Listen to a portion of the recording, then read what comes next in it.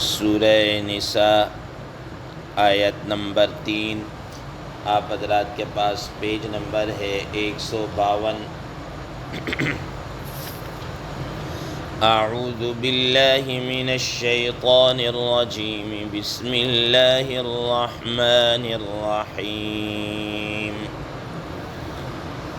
وَإِنْ خِفْتُمْ أَلَّا تُقْسِطُوا فِي الْيَتَامَى فَانكِحُوا مَا طَابَ لَكُم مِّنَ النِّسَاءِ مَثْنَىٰ وَثُلَاثَ وَرُبَاعَ، فَإِنْ خِفْتُمْ أَلَّا تَعْدِلُوا فَوَاحِدَةً أَوْ مَا مَلَكَتْ أَيْمَانُكُمْ ذَلِكَ أَدْنَىٰ أَلَّا تَعُولُوا، صدق اللہ العظیم۔ اللہم صل علی محمد النبی الأمی وعلی آلہ وسلم تسلیما کثیرا کثیرا۔ محترم سامعین کرام، اس آیت کا آج ہمارا چوتھا درس ہے اور گزشتہ 3 دن اس کا ترجمہ ہو چکا۔ آج ہم مزید اپنی بات کو آگے بڑھائیں گے۔ محترم سامعین کرام، اس آیت کی تفسیر بھی ہو چکی اور اس میں جو کفار کی طرف سے مسلمانوں پر ایک اعتراض کیا جاتا تھا کہ مسلمان عیاش ہیں، اس کے متعلق بھی گفتگو ہو چکی کہ مسلمانوں کو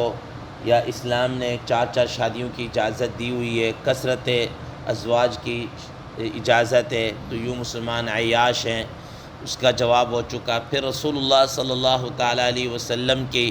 جو 1 سے زائد شادیاں تھیں، اس کے متعلق جو مستشرقین کے اعتراضات اور اس کے متعلق وہ کل کے درس کے اندر ذکر کر دی گئی۔ آج آپ حضرات کے سامنے او ما ملکت ایمانکم، اس کے اوپر گفتگو کرنی ہے کہ قرآن مجید کی اس آیت مبارکہ کے اندر اللہ تبارک و تعالیٰ نے یہ فرمایا کہ اگر تم عدل و انصاف کر سکتے ہو تو 1 سے زائد کرو، اور یہ عدل و انصاف رہائش، کھانا پینا، ہر ایک چیز کے اندر ہوگا۔ اگر یہ تمہارے اندر نہیں ہے تو پھر فَإِنْ خِفْتُمْ أَلَّا تَعْدِلُوا فَوَاحِدَةً، اگر تم انصاف نہیں کر سکتے تو پھر تم ایک پر ہی تمہیں اکتفا کرنا ہوگا۔ اگر انسان کسی آدمی کی کوئی حیثیت اس سے بھی کم ہے، اس سے بھی کیا ہے، اگر کم ہے کہ وہ ایک عورت کو بھی آزاد عورت کو اپنا نہیں سکتا، ٹھیک، کیونکہ اگر ایک عورت ہوگی تو اس میں تو برابری کی کوئی وہ کیا کہتے ہیں، وہ فارمولہ ہی نہیں رہے گا، وہ طریقہ کار ہی نہیں رہے گا، وہ ایک ہی جو کچھ لائے گا اسی کے پاس رات گزارے گا، اسی کے پاس سب کچھ اسی کا ہے، ٹھیک۔ لیکن اگر کوئی آدمی اس کی بھی استطاعت نہیں رکھتا تو شریعت نے ایک اور آپشن رکھا تھا، او ما ملکت ایمانکم، یا جس کے تمہارے دائیں ہاتھ مالک ہیں، یعنی تمہاری باندیاں، لونڈیاں، تم ان کے ساتھ کیا ہے، جمع کر سکتے ہو، ہم بستری کر سکتے ہو۔ محترم سامعین کرام، یا تم اس کے ساتھ نکاح بھی کر سکتے ہو کہ اس کے حقوق ایک آزاد عورت کے مقابلے میں بھی کیا ہیں، کم ہیں۔ محترم سامعین کرام، اب اسلام کے اوپر اس چیز کے اوپر بھی اعتراض کیا جاتا ہے کہ مسلمانوں نے یا اسلام نے عورتوں کو باندیاں بنانا، غلام بنانا اور پتہ نہیں کس کس طرح کی پابندیاں لگا رکھی ہیں۔ آج ہم نے اس کے اوپر گفتگو کرنی ہے۔ محترم سامعین کرام، یہ غلام بنانا یا باندیاں بنانا یہ کوئی اسلام نے نہیں رکھا، یہ تو اسلام سے پہلے یہ طریقہ کار کیا ہے، چلتا ہوا آ رہا ہے۔ ایران ہو گیا، یہ جو اس وقت کی جو بڑی طاقتیں تھیں، فارس، روم، جو سپر پاور کہلاتی تھی، یا دیگر جو عرب کے اس معاشرے کے اندر وہ لوگ غلام بناتے تھے، باندیاں ہوتی تھیں، لیکن اسلام نے آ کر ان کے حقوق کو اجاگر کیا ہے، اور دیگر ایسی شکلیں جو غلام بنانے کی تھیں ان کو اسلام نے یکسر ختم کر دیا ہے۔ مثلا وہ کیا صورتیں تھیں، دیکھیں، پہلی صورت تو یہ تھی کہ اصل جو غلام یا باندی کہلاتے تھے وہ یہ کہ جب کسی ایک ملک کا دوسرے ملک کے ساتھ لڑائی ہوتی تھی، جنگ ہوتی تھی، تو اس جنگ کے اندر کچھ لوگ قیدی بنا لیے جاتے تھے۔ اب یہ جو قیدی ہوتے تھے یہ حقیقتاً کیا ہے، غلام اور باندیوں، مرد ہوں، بچے ہوں اور عورتیں ہوں، یہ غلام اور باندیاں بنا لی جاتی تھی۔ اصل طریقہ تو یہ تھا، لیکن اس کے دیکھا دیکھی کچھ اور طریقے بھی کیا ہے لوگوں نے بنا لیے۔ وہ کیا تھے؟ مثال کے طور پر ایک آدمی ہے، فقر و فاقہ سے تنگ آ گیا ہے،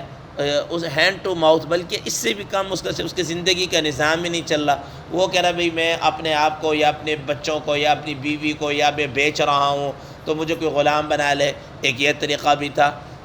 تیسرے نمبر پر یہ تھا کہ مثال کے طور پر کوئی آدمی کسی کو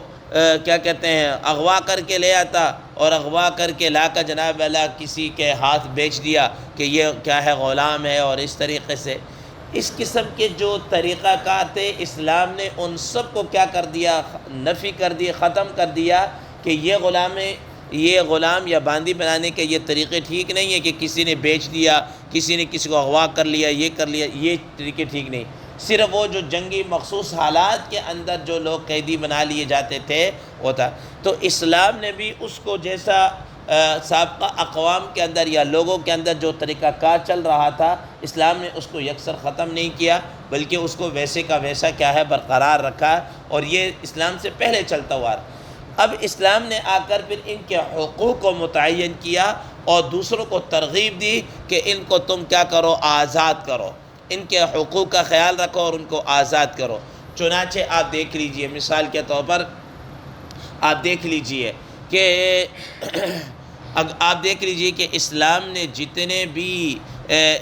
انسان کے اوپر آنے والے کفارات ہیں ان کے اندر پہلی شق ہی یہی رکھی ہے کہ غلام کو آزاد کیا جائے۔ مثال کے طور پر کسی نے قتل کر دیا تو کفارہ قتل کے اندر تھا کہ وہ کسی کو جو غلام ہے اس کو آزاد کیا جائے۔ کسی نے جناب اللہ کیا کہتے ہیں روزہ رکھ کر توڑ دیا، ٹھیک ہے، جان بوجھ کر توڑ دیا، اس کے کفارے کے اوپر کہا کہ جناب اللہ یہ کر دیا جائے، ٹھیک ہے نا۔ کفارہ زہار ہے، زہار ایک مخصوص فقہی اصطلاح ہے، اس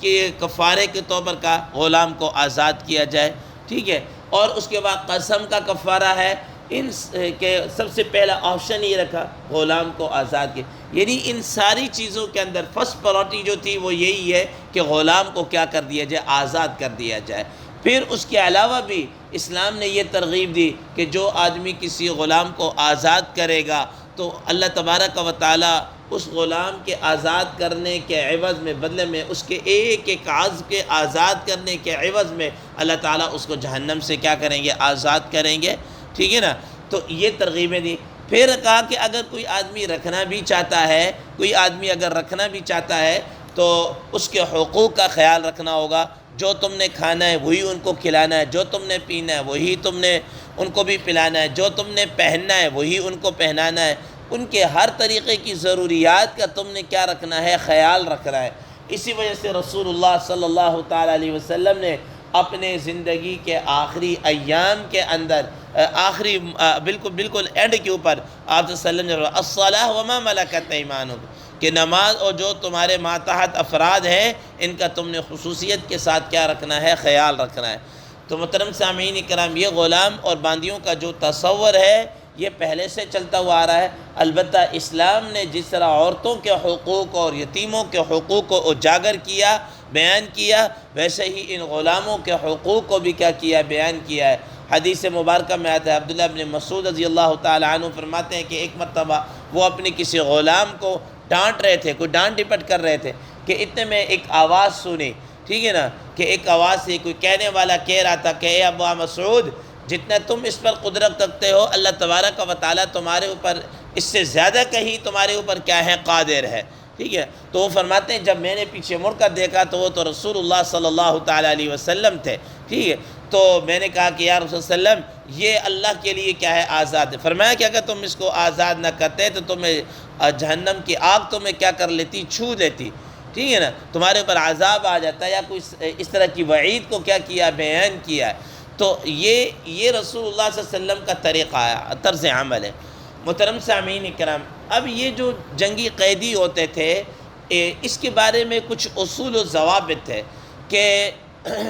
اسلام نے اس کے کچھ اصول و ضوابط اس طریقے سے مقرر کیے کہ اگر قیدی ہو کر آگے تو فرمایا کہ سب سے پہلا آپشن یہ ہوتا تھا کہ جس طریقے سے کافروں کے یہ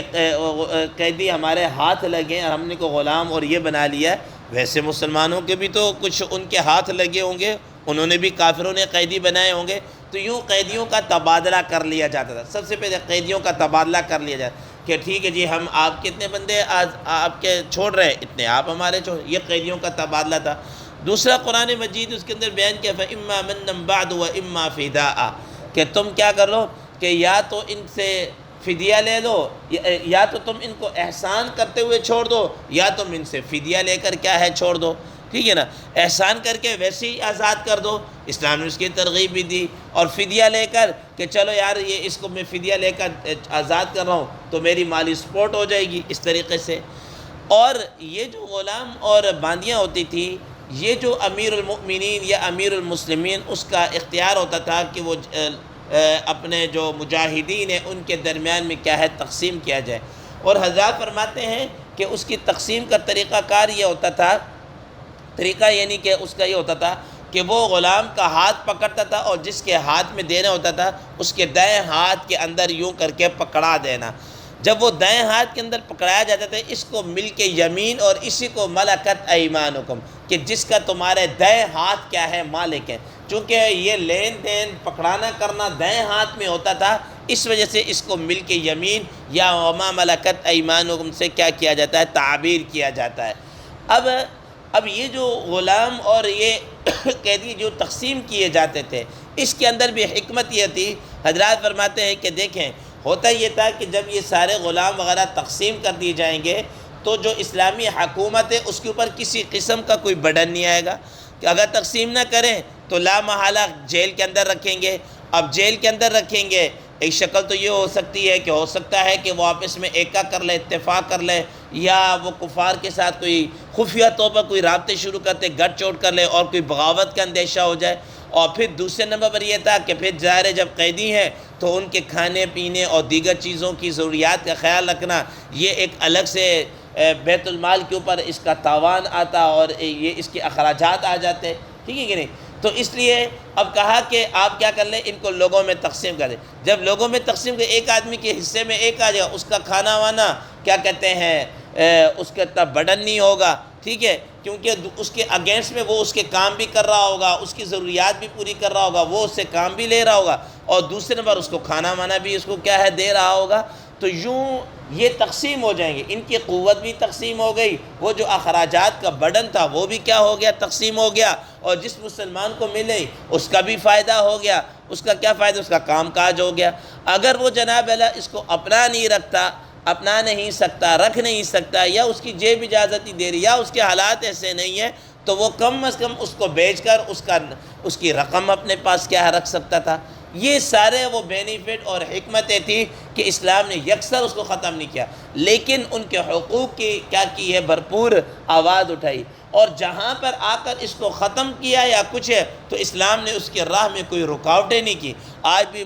کیا کہتے ہیں بین الاقوامی طور پر جب اس کو 19ویں 20ویں صدی کے درمیان میں آ کر جب اس کو ایک انٹرنیشنل لا کے طور پر بین الاقوامی اصول و ضوابط کے تحت اس کو ختم کر دیا گیا، تو کہیں مسلمانوں نے اس کے اوپر آواز نہیں اٹھائی یا اس کے راہ میں رکاوٹیں نہیں ڈالی کہ صاحب یہ نہیں ختم ہوگا، ہم نہیں مانتے، ایسا نہیں ہے۔ اسلام اس نے سپورٹ کی کہ ٹھیک ہے، موسٹ ویلکم، ہم ویلکم کرتے ہیں کہ آپ نے یہ غلامی کا یہ تصور یا یہ جو سب کچھ ختم کر رہے ہیں۔ تو محترم سامعین اکرام، تو اب قرآن مجید نے اس چیز کو بھی بیان کیا کہ اگر تم جناب اعلیٰ وہ عدل و انصاف کر سکتے ہو تو ایک سے زیادہ کرو، نہیں کر سکتے تو صرف ایک پر۔ اگر اس کے ساتھ بھی تم سمجھتے ہو کہ ہمارا نہیں ہو سکتا، ہمارے حالات اتنے ویک ہے، یا میری جیب اجازت دے رہی، یا میرا اس طرح، تو وہ کیا ہے باندیوں کا آپشن بہرحال کیا ہے موجود ہے۔ تو اس سے فرمایا کہ وَإِنْ خِفْتُمْ أَلَّا تَعْدِلُوا فَوَاحِدًا، اگر تم ایک کے ساتھ بھی کیا کہتے ہیں عدل، اگر تمہیں خوف ہے تو تم کیا کہتے ہیں عدل نہیں کر سکو تو ایک پر اکتفا کر لو، اگر اس سے بھی تمہیں نہیں تھا او ما ملکت ایمانکم، یا پھر تمہارے دائیں ہاتھ جس کے کیا ہے تمہارے قبضہ میں تمہارے باندیاں ہیں لونڈیاں ہیں ان کے ساتھ تم کیا ہے اپنا حساب کتاب لگا سکتے ہو، تم ان کے ساتھ نکاح کر سکتے ہو۔ اور یہ جو غلام اور باندیاں تھی ان کے یہ جو باندیاں ہوتی تھی ان کے ساتھ بغیر نکاح کے بھی کیا ہے ہم بسری کرنا، اپنی ضرورت کو پورا کرنا وہ جائز تھا، اور اس کی بھی اپنی کچھ شرائط تھی جس کی کتب فقہ کے اندر بڑی ڈیٹیل کے ساتھ اس کو کیا کیا گیا ہے، بیان کیا گیا۔ اللہ تبارک و تعالی سے دعا ہے کہ اللہ تبارک و تعالی ہمیں ان چیزوں کو سمجھنے کی، اس پر عمل کرنے کی توفیق عطا فرمائے۔ وآخر دعوانا ان الحمد للہ رب العالمین۔